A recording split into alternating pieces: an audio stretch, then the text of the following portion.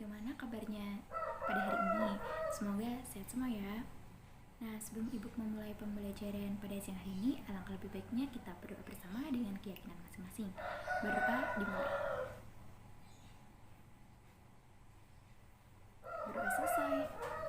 Sebelum Ibu lanjut ke pemaparan materi, Ibu akan presensi terlebih dahulu. Putri, Mira, Andini, Mita, Novita. Alhamdulillah lengkap semua, berarti tidak ada yang izin ataupun sakit ya.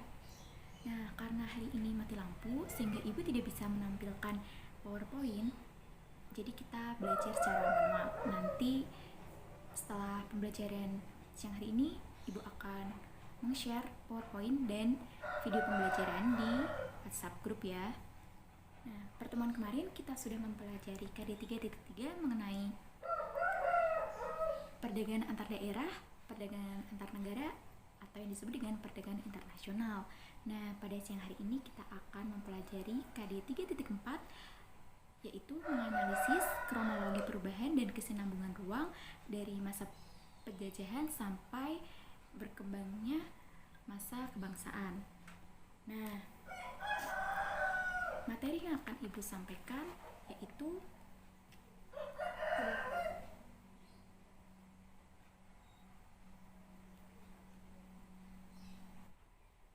kedatangan bangsa Barat dan pengaruhnya bagi masyarakat Indonesia. Nah, tujuan pembelajaran pada siang hari ini yaitu di mana peserta didik diharapkan mampu menggambarkan proses kedatangan bangsa Barat ke Indonesia, menganalisis penerapan kebijakan bangsa Barat di Indonesia, serta mengkomunikasikan hasil analisis pengaruh bangsa Barat terhadap masyarakat Indonesia. Nah, topik pembahasan yang akan kita pelajari pada siang hari ini yaitu ada 3. Yang pertama, latar belakang datangnya bangsa Barat di Indonesia. Yang kedua, proses datangnya bangsa Barat di Indonesia. Yang ketiga, kondisi masyarakat pada masa penjajahan, di mana ada monopoli perdagangan, sistem sewa tanah, kerja paksa, dan tanam paksa.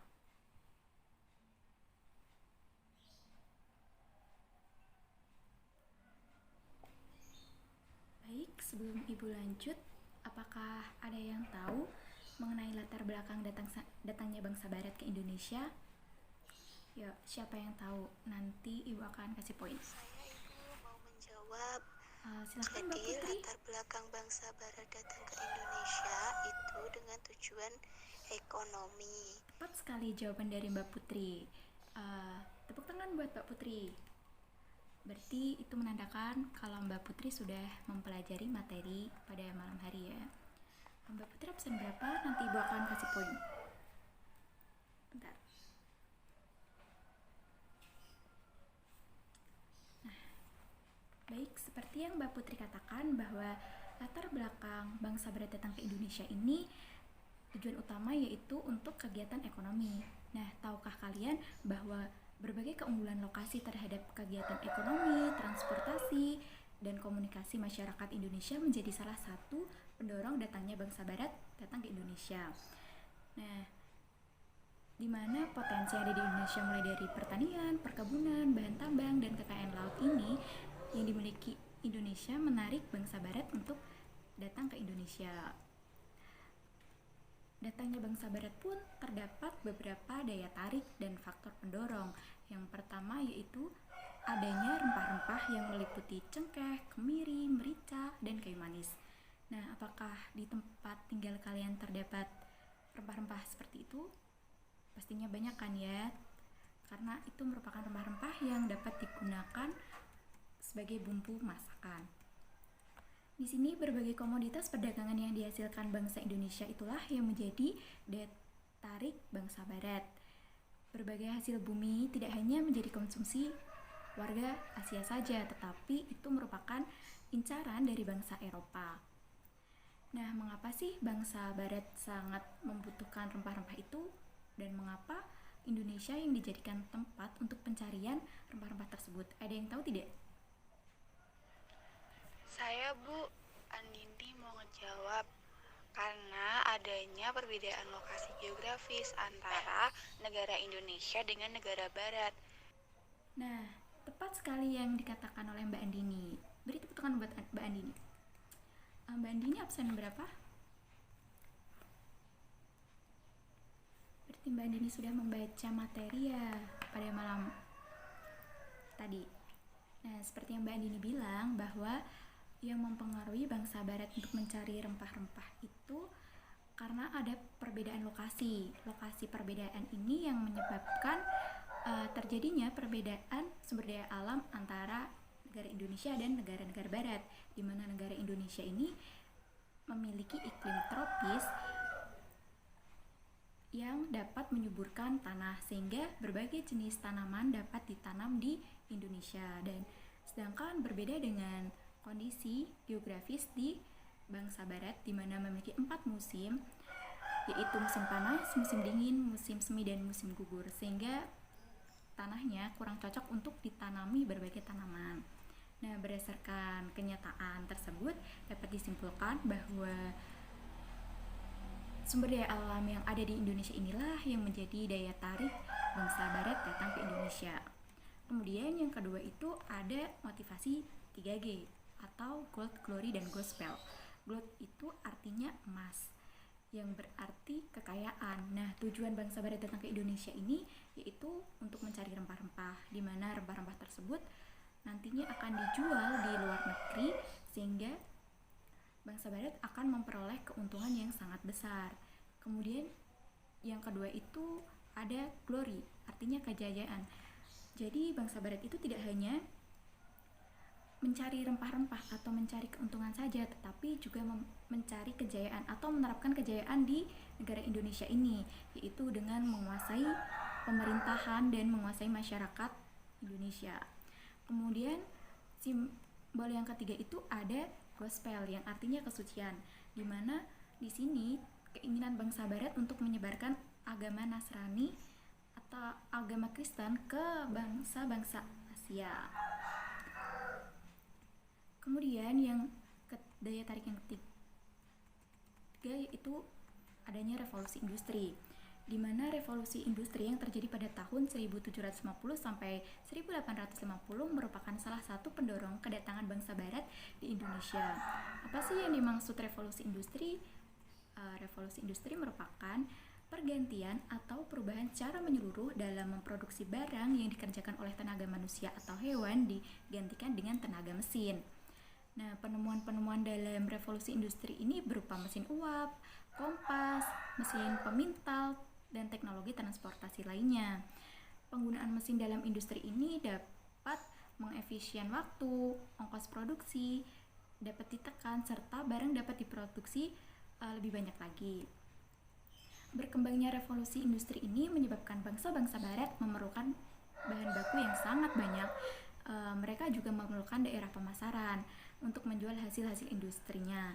Nah, salah satu industri yang sangat terasa dalam kegiatan yaitu teknologi, di mana pada saat itu mesin uap yang dapat dijadikan mesin penggerak perahu bangsa barat untuk berlayar ke Indonesia. Nah, beberapa faktor tadi merupakan faktor pendorong bangsa barat untuk datang ke Indonesia. Kemudian selanjutnya itu ada kedatangan bangsa barat di Indonesia. Kedatangan bangsa barat di Indonesia ini yang pertama yaitu kedatangan bangsa Portugis di Maluku. Nah, perjalanan bangsa Portugis mencari rempah-rempah diawali dari kota Lisabon, Portugis. Pada tahun 1486, Bartolomeus Dias melakukan pelayaran pertama menyusuri pantai barat di Afrika. Ia bermaksud melakukan pelayaran ke India namun gagal. Kemudian mencapai Malaka pada tahun 1511 di bawah pimpinan Alfonso de Albuquerque. Ia berhasil menguasai Malaka dan Myanmar. Selanjutnya, Portugis menjalin hubungan dagang dengan Maluku. Nah, pada tahun 1512 ini bangsa Portugis telah berhasil di Maluku di bawah pimpinan Antonio de Abreu dan Francisco Serrao, sehingga pada saat itu Maluku dikuasai oleh bangsa Portugis. Kemudian proses kedatangan bangsa Barat yang kedua itu ada persekutuan dagang milik Inggris yang tiba di Kepulauan Nusantara. Nah, persekutuan dagang milik Inggris ini diberi nama dengan EIC atau East Indian Company. Nah, di dalamnya bergabung para pengusaha Inggris. Walaupun Inggris telah tiba di Kepulauan Nusantara, namun pengaruhnya tidak terlalu banyak. Hal ini disebabkan karena AIC terdesak oleh Belanda, sehingga Inggris menyingkir ke India atau Asia Selatan dan Asia Timur. Nah, kemudian yang selanjutnya ada kedatangan bangsa Belanda di Jakarta atau yang dulu itu disebut dengan Jayakarta. Nah, Jayakarta ini merupakan pelabuhan penting di Pulau Jawa yang kemudian menjadi markas VOC. Nah, proses kedatangan Belanda di Indonesia ini berawal dari seorang pelaut Belanda, Cornelis de Houtman, yang memimpin ekspedisi ke Indonesia.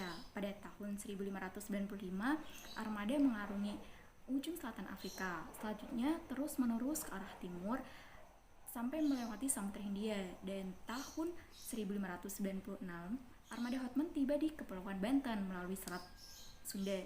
Kedatangan Houtman ini kemudian disusul dengan ekspedisi lainnya. Nah, karena banyaknya pedagang Belanda sehingga memunculkan persaingan di antara mereka.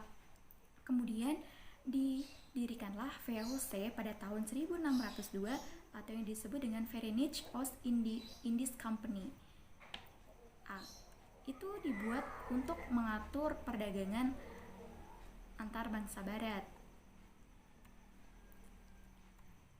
Nah, kemudian yang selanjutnya itu kondisi masyarakat Indonesia pada masa penjajahan. Di sini bangsa barat menerapkan beberapa kebijakan.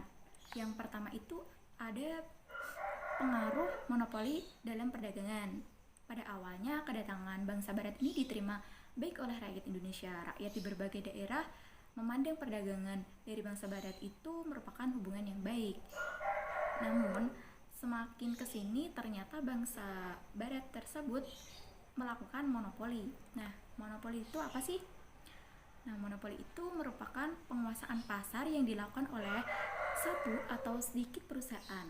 Nah, bagaimana dampak monopoli? Bagi pelaku perusahaan, monopoli sangat menguntungkan karena mereka dapat menentukan harga beli dan harga jual.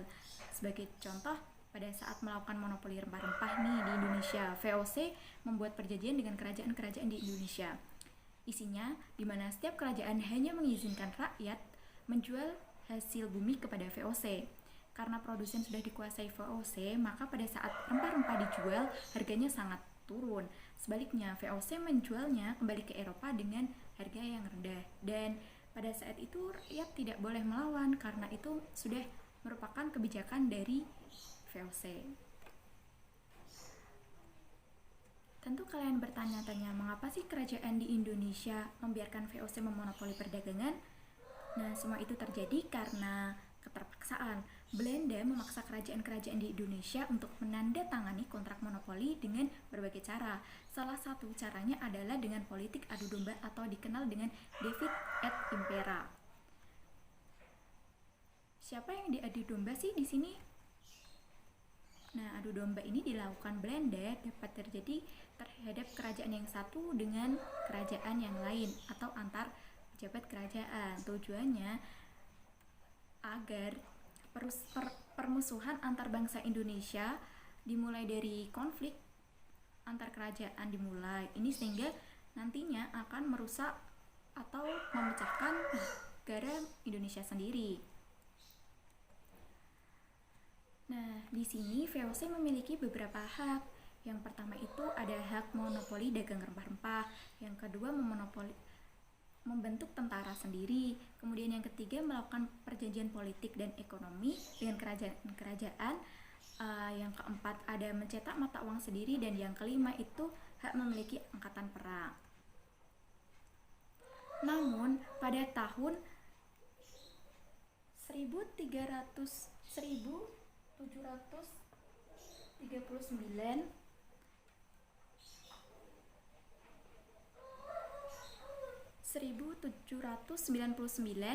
VOC dibubarkan. Mulai tanggal 1 Januari 1800 ini Indonesia menjadi penjajahan pemerintah Belanda atau sering disebut masa pemerintah Hindia Belanda.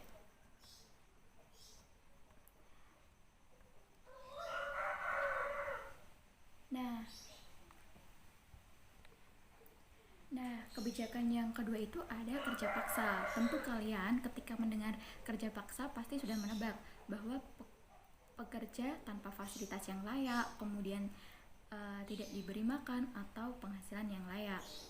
Nah, kerja paksa dalam pemerintah Belanda yaitu kerja yang dengan dipaksakan tanpa memperoleh penghasilan yang layak, tidak diperhatikan asupan makanannya, dan melakukan pekerjaan di luar batas-batas manusia. Bentuk-bentuk kerja paksa di sini diantaranya ada pembuatan benteng-benteng pertahanan, pembuatan jalan-jalan. Nah, pada saat pembuatan jalan-jalan ini ada dua tahap. Tahap yang pertama itu pembuatan jalan untuk membuka poros dari Batavia ke Banten. Kemudian yang tahap kedua ini pembuatan jalan dari Anyer sampai Panarukan sepanjang 1000 km dari pantai utara Jawa. Saat ini jalur tersebut merupakan jalur transportasi utama bagi masyarakat di Pulau Jawa. Jalan tersebut dibangun dengan tujuan utama untuk kepentingan militer pemerintah kolonial. Dalam perkembangannya, jalan tersebut menjadi sarana transportasi pemerintah dan mengangkut barang-barang hasil bumi. Nah, kemudian dampak atau pengaruh dari adanya kerja paksa ini yaitu banyaknya pekerja yang mengalami kelaparan, kemudian timbulnya kematian. Karena apa? Karena dalam kerja paksa ini pekerja tidak diperhatikan asupan makanannya, sehingga banyak yang kekurangan gizi, kelaparan, dan menimbulkan banyaknya kematian yang terjadi di lapangan pekerjaan pada saat membangun benteng-benteng ataupun jalan. Kemudian yang ketiga itu ada pembangunan armada laut yang berada di Ujung Kulon, di Anyer Ujung Kulon, di Banten tepatnya. Nah, kemudian yang terakhir itu ada membangun pabrik senjata di Semarang dan Surabaya.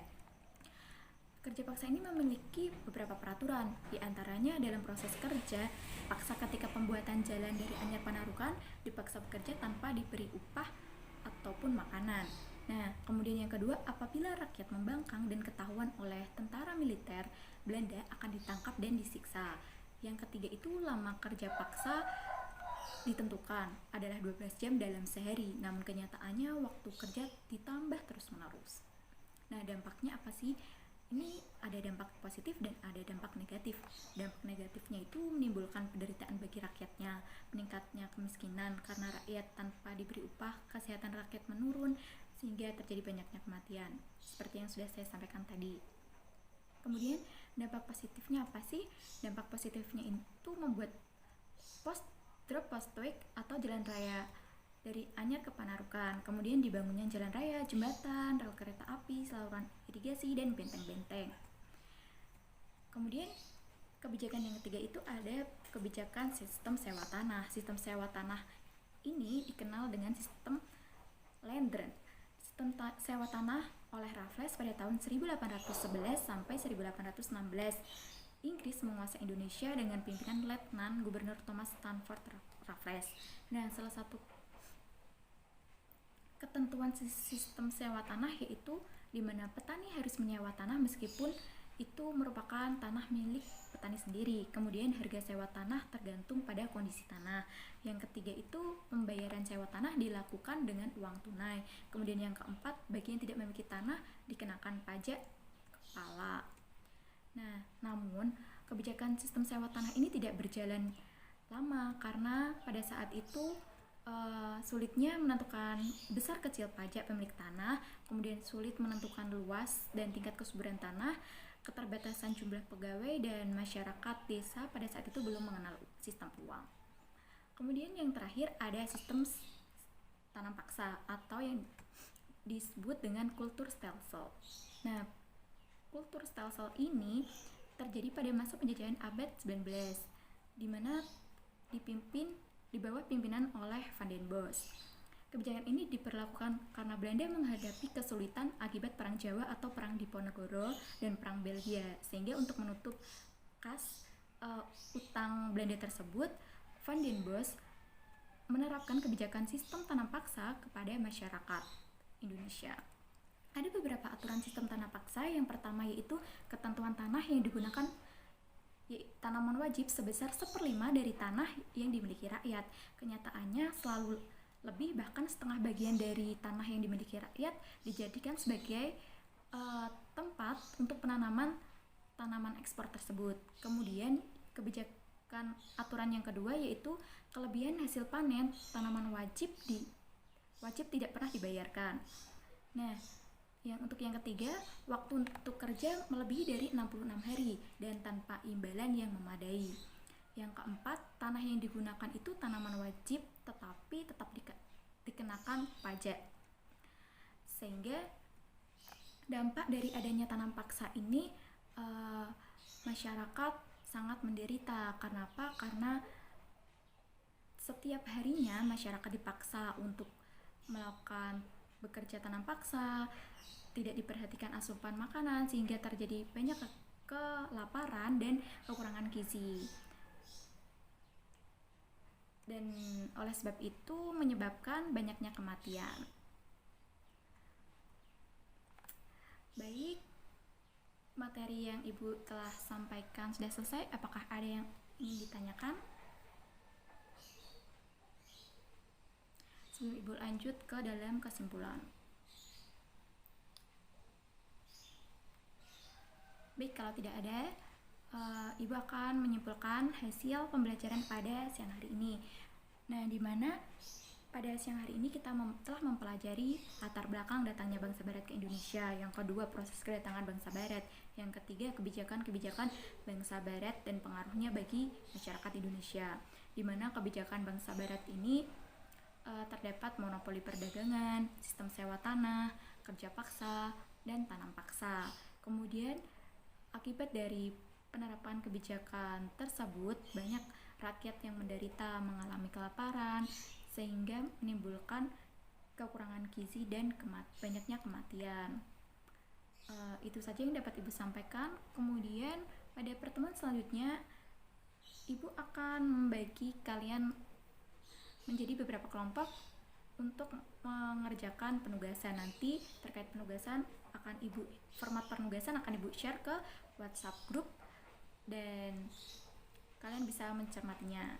Oh ya, Ibu juga akan mengingatkan nanti setelah ini Ibu akan nge-share PowerPoint dan video pembelajaran sehingga kalian bisa membuat catatan untuk rangkuman pembelajaran pada siang hari ini.